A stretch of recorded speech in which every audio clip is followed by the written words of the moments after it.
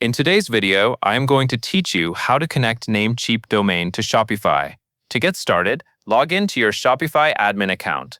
This is where you manage your store settings, products, and domain connections. Once you are inside the dashboard, look to the lower left area and open Settings. From there, select Domains. This section is where Shopify lets you manage your current domain setup, including adding a new domain or connecting one that you already own through another provider.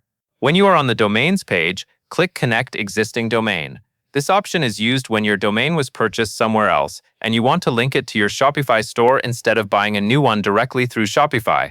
After clicking it, you will be asked to enter your domain name. Type in your domain carefully, then click Next to continue.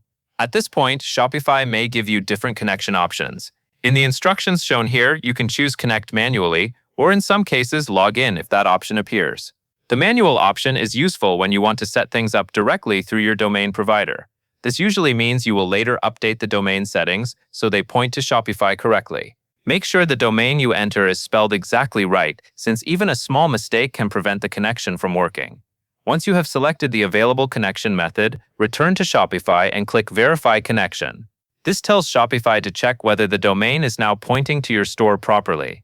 If everything has been configured correctly, Shopify will confirm the connection. If it does not verify right away, give it a little time and try again, because domain changes can sometimes take a short while to update across the internet.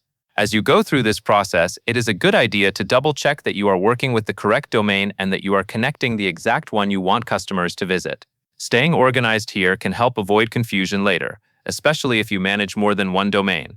Once the domain is verified, your Shopify store will be one step closer to using your custom web address. That makes your store look more professional and easier for customers to remember. That covers everything you need to know.